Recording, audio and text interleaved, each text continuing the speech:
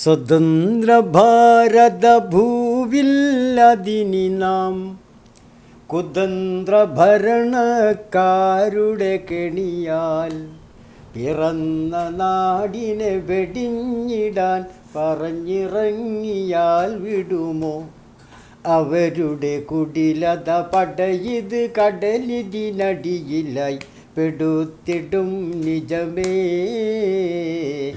18 വയസ്സ് മുതലേ ഞാനിങ്ങനെ ഒരു തെരുവ് പാട്ടുകാരനായിട്ട് നടക്കുന്ന ഒരാളാണ്. എൻ്റെ ജീവിതത്തിൽ ഞാൻ മറ്റൊരു തൊഴിലൊന്നും എടുത്തിട്ടില്ല. ആ പാട്ടിലൂടെ ഞാൻ അറിയിച്ചത് ആ പാട്ട് സാധാരണ ഞാൻ ഒരുപാട് പാട്ട് പാടാറുണ്ട്. അങ്ങനത്തെ ഒരു മാനസികാവസ്ഥയിലല്ല ആ പാട്ട് പാടിയത്. അതെൻ്റെ ഒരു പ്രതിഷേധം, എൻ്റെ ഹൃദയത്തിൽ നിന്ന് അതിനൊരു എന്തൊരു പറയുക, ഭയങ്കര പ്രതിഷേധത്തോടു കൂടിയാണ് ഹൃദയത്തിൻ്റെ അടിത്തട്ടിൽ നിന്ന് വരികയാണ് ആ ഓരോ വാക്കുകളും. മനുഷ്യനെ രണ്ടായി പിളർത്തണോ കേള്. അമിത്ഷക്കുള്ള നല്ലൊരു വെപ്പ് പാട്ടാണ്. അതായത് ഈ പാട്ടിലൂടെ വിളിച്ചു പറയുന്നുള്ളത് മൊയ്തുക്കയുടെ രാഷ്ട്രീയമാണ്, മൊയ്തുക്കയുടെ നിലപാടുകളാണ്, പൗരത്വ ഭേദഗതി നിയമത്തിനെതിരെയുള്ള പ്രതിഷേധമാണ്. ചുക്ക് കടുക്കയും ആഞ്ചിയരത്തമക്കി പൂവട് തിപ്പലിയത്ത കർക്കിട സർങ്ങിയതും കിരിയാത്ത ആതിരിപ്പു അരിയാറും ജീരകം 3. നമുക്കൊരു അതിഥിയെ കിട്ടിയിരിക്കുകയാണ്. ഞാനൊരു പ്രോഗ്രാമിൽ പോയിരുന്നു. പൗരത്വ ഭേദഗതി നിയമവുമായി ബന്ധപ്പെട്ടുള്ള ഒരു പ്രതിഷേധ പരിപാടിയാണ്. ആ പരിപാടിക്കിടെ കിട്ടിയ ഒരു മുതലാണ്. നിങ്ങൾക്കൊക്കെ അറിയാം. എന്തായാലും നമുക്കൊരു വ്യക്തമായ പരിചയപ്പെടലിലോട്ട് കിടക്കാം. രാത്രി വൈകിട്ടാണ് ഞാൻ ഇദ്ദേഹത്തെ ഓഫീസിലേക്ക് കൊണ്ടുവന്നിട്ടുള്ളത്. നമുക്കറിയാവുന്ന കാര്യമാണ്, നവമാധ്യമങ്ങളിലൂടെ വലിയ രീതിയിൽ തരംഗമായി മാറിയ പോരാട്ട വിപ്ലവഗാനത്തിൻ്റെ അണിയറ പ്രവർത്തകനാണ് ഇദ്ദേഹമാണ് ആ പാട്ട് പാടിയിട്ടുള്ളത്. നമുക്ക് ആ പാട്ടിൽ നിന്ന് തന്നെ തുടങ്ങാം അല്ലേ മധുക്ക? ആയിക്കോട്ടെ, നമുക്ക് ആ പാട്ട് തന്നെ ഒന്ന് പ്രേക്ഷകർക്ക് വേണ്ടിയിട്ട്. സോഷ്യൽ മീഡിയയിൽ വൈറലായ ആ പാട്ടിനുള്ളതാണ്. സ്വതന്ത്ര ഭാരത ഭൂവില്ലതിനി നാം കുതന്ത്ര ഭരണക്കാരുടെ കെണിയാൽ പിറന്ന നാടിനെ വെടിഞ്ഞിടാൻ പറഞ്ഞിറങ്ങിയാൽ വിടുമോ അവരുടെ കുടിലത പടയത് കടലിതിനടിയിലായി പെടുത്തിടും നിജമേ, പെടുത്തിടും നിജമേ. ഇതെന്ത് ഭരണമധുരത്തിടണം, മതാന്ധതക്കൊരു വിലങ്ങതിടണം. ഇതെന്ത് ഭരണമധുരത്തിടണം, മതാന്ധതക്കൊരു വിലങ്ങതിടണം. അഹന്ത മാറ്റി സ്വതന്ത്ര ഭാരതം സുഗന്ധമാക്കിടണം. ഇവിടമിൽ പിറന്നവരൊടുവരെ നടുവളച്ചിടതടർ കളത്തിൽ പൊരുതിടണം, കളത്തിൽ പൊരുതിടണം. അത് മതിയല്ലോ. ധാരാളമാണ്.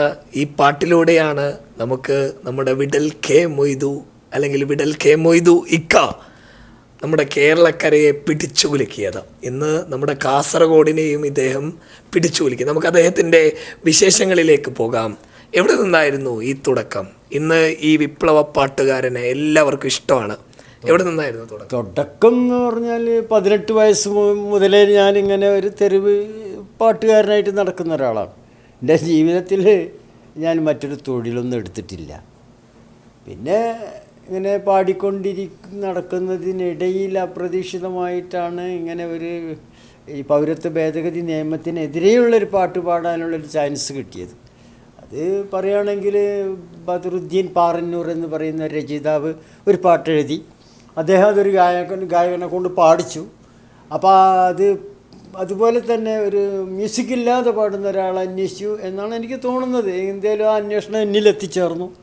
അങ്ങനെ എന്നെ അത് സ്റ്റുഡിയോയിൽ കൊണ്ടുപോയിട്ട് ഇഷ്ടം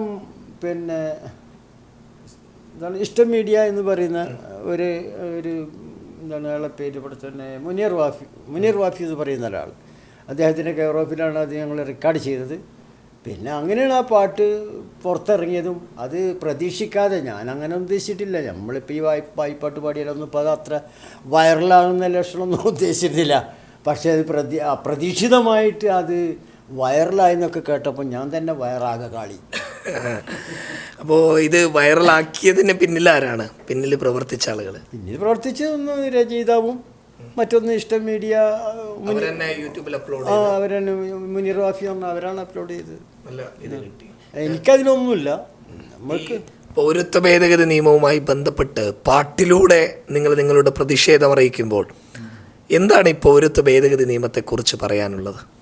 പൗരത്വ ഭേദഗതി നിയമത്തെപ്പറ്റി എനിക്ക് കൂടുതൽ പറഞ്ഞറിയിക്കാൻ സാധ്യമല്ല. പക്ഷെ ഞാനെല്ലാം മനസ്സിലാക്കിയിട്ടുണ്ട്.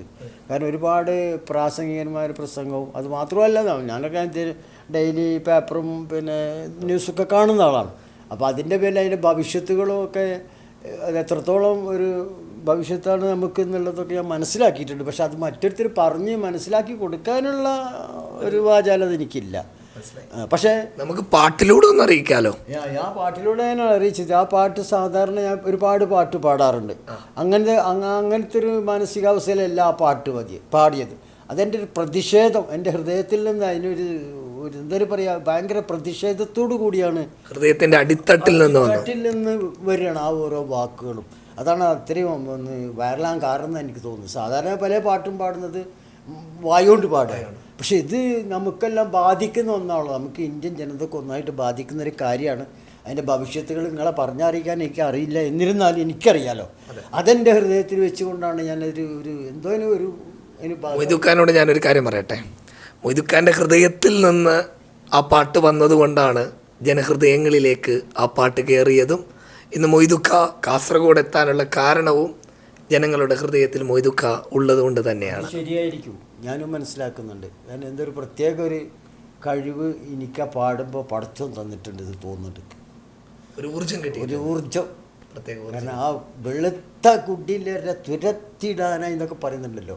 ആ ഇംഗ്ലീഷുകാരെ പറ്റിയാണോ വെള്ളക്കാരെ പറ്റിയാണോ പറയുന്നല്ലോ. ഒരു പാട്ട് നമുക്കൊന്ന് പ്രേക്ഷകർക്ക് വേണ്ടിയിട്ട് വേറൊരു പാട്ട്. ഇതാണെൻ്റെ മണ്ണ്, ഇതാണെൻ്റെ കണ്ണ്, ഇതിലലിഞ്ഞ കൽബ് ഇന്ത്യ എൻ്റെ നാട്.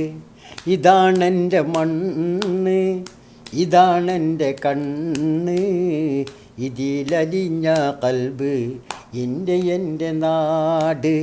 മതം മൈത്രി കണ്ട് വളർന്നൊരു നാട്, മനുഷ്യനെ രണ്ടായി പിളർത്തണോ കേള്. അമിത്ഷക്കുള്ള നല്ലൊരു വെപ്പ് പാട്ടാണ്. അതായത് ഈ പാട്ടിലൂടെ വിളിച്ചു പറയുന്നുള്ളത് മൊയ്തുക്കയുടെ രാഷ്ട്രീയമാണ്, മൊയ്തുക്കയുടെ നിലപാടുകളാണ്, പൗരത്വ ഭേദഗതി നിയമത്തിനെതിരെയുള്ള പ്രതിഷേധമാണ്. പൊട്ടിത്തെറിക്കുന്ന പ്രസംഗങ്ങളിലൂടെ മാത്രമല്ല, പാട്ടുകളിലൂടെയും ചില ആളുകളുടെ ഹൃദയത്തിലേക്ക് പ്രതിഷേധത്തിൻ്റെ മുനമ്പുകൾ തുളച്ചു കയറാൻ ഇദ്ദേഹത്തിനെ കൊണ്ട് സാധിക്കുമെന്ന്, അല്ലെങ്കിൽ പാട്ടുകളെ കൊണ്ട് സാധിപ്പിക്കുമെന്ന് തെളിയിച്ചൊരു വ്യക്തിയാണ്. നിസ്സാരമായി കാണാൻ വേണ്ടി പറ്റില്ല. എന്താണ് പാട്ട് ഞാൻ പാടുന്നതെങ്കിലും അതിൻ്റെ രചയിതാവ് പിന്നെ ബഷീർ മാറഞ്ചേരി എന്ന് പറഞ്ഞ ഒരാളാണ്. നമ്മൾ അയാളെ പുറത്തിടാൻ പറ്റില്ല. പക്ഷെ നമ്മളിങ്ങനെ നമുക്ക് പാടുക എന്ന് പറഞ്ഞാൽ വളരെ എളുപ്പമാണ്. എഴുതൽ അത്ര എളുപ്പമല്ലല്ലോ. അപ്പം അതിൻ്റെ എത്രയായാലും പാടുന്നവനാണ് എല്ലാവരും ജനങ്ങൾ മുന്നിലിടുന്നത്. ഇപ്പോൾ ശരിക്കും ഇടേണ്ടത് ഫസ്റ്റ് അതിൽ കാണിക്കേണ്ടത് രചയിതാവിനെയാണ്. ആ നിലക്കാണ് ഞാൻ പറഞ്ഞത്. എനിക്ക് അവരോട് ഈ പാടുന്ന പാട്ടൊക്കെ എഴുതിയ ആളോട് എനിക്ക് ഭയങ്കര മനസ്സോട് വളരെ ഒരു കൂറുണ്ട്. മൊയ്തുക്ക, അതായത് ഇപ്പോൾ ഈ പൗരത്വ ഭേദഗതി നിയമം ഒരുപക്ഷെ എത്ര പ്രായമായി മൊയ്തുക്ക? എനിക്ക് 73 വയസ്സായി. 73 വയസ്സായി. എല്ലാവരോടും 37 പറയല്. അപ്പോൾ അത് മാത്രമല്ല മൊയ്തുക്ക, അങ്ങനെ ആകുമ്പോൾ ഈ അടിയന്തര കാലഘട്ടങ്ങളിലൊക്കെ ഉണ്ടായിരുന്നില്ലേ, അടിയന്തരാവസ്ഥ പ്രഖ്യാപിച്ച ആ സമയത്ത് ഇതുപോലെയുള്ള പ്രതിഷേധ പാട്ടുകൾ തയ്യാറാക്കിയിരുന്നു. അന്ന് അടിയന്തരാവസ്ഥക്ക് പ്രതിഷേധ പാട്ടുകളൊന്നുമില്ലല്ലോ.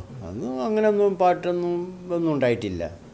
പക്ഷെ ഞാൻ അന്ന് അന്ന് ഞാൻ ഇങ്ങനെ മൈക്ക് സെറ്റൊന്നും വെക്കാതെ ഇങ്ങനെ കവലപ്പരിയായിട്ട് വെറുതെ പാടി നടത്തി മാർക്കറ്റിൽ അവിടെ ഇവിടെയൊക്കെ ഇങ്ങനെ 50 പൈസ പാട്ടുപുസ്തകം വെക്കുക, പാടുക, അങ്ങനെയൊക്കെ നടന്നിരുന്ന ആളാണ്. അപ്പം അങ്ങനെയൊക്കെ ഉണ്ടായിട്ടില്ല. അതിൽ പ്രതിഷേധമൊന്നുമില്ല. ഈ BJPയുടെ ഈ പുതിയ നീക്കങ്ങൾ, ഇന്ത്യ രാജ്യത്ത് മൊത്തമായി നടക്കുന്ന നീക്കങ്ങളെ കുറിച്ചിട്ട് എന്തെങ്കിലും? എന്താ ഞാൻ അതിനെപ്പറ്റി പറയുക?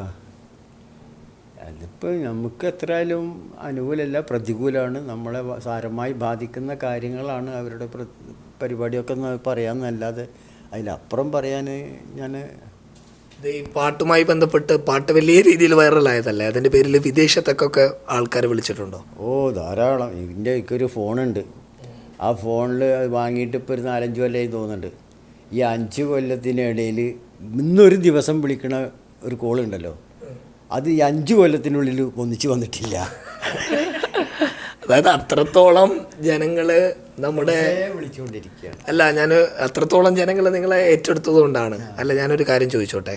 ഈ വിടൽ എന്ന് പറയുമ്പോൾ ആ വിടൽ വന്നത് പണ്ട് വിട്ടുകൊണ്ടുണ്ടായത് കൊണ്ടാണോ എന്നുള്ളൊരു ചോദ്യമുണ്ട്. അങ്ങനെയല്ല, ഈ വിടൽ എന്ന് പറയുമ്പോൾ ഒരുവിധ ആൾക്കാരൊക്കെ എന്നെ ഒരു 2ാം തരക്കാരനായിട്ട് കാണുന്നുണ്ട്.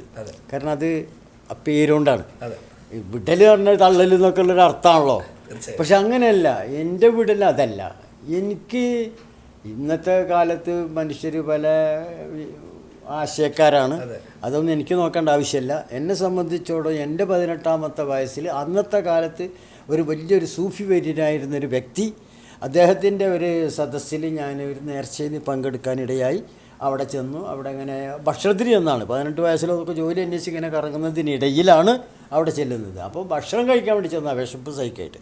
അങ്ങനെ ആ ഭക്ഷണമൊക്കെ കഴിഞ്ഞ് അങ്ങനെ ഇരിക്കുന്ന അവസരത്തിൽ അവിടെ ഒരാൾ പാടലും ഈ പറഞ്ഞ സൂഫി വ്യക്തി, ഈ സൂഫി വര്യനായ മഹാൻ അദ്ദേഹത്തിന് അയാളെ കേൾക്കാൻ വേണ്ടി ഇവർ പാടുന്നത്.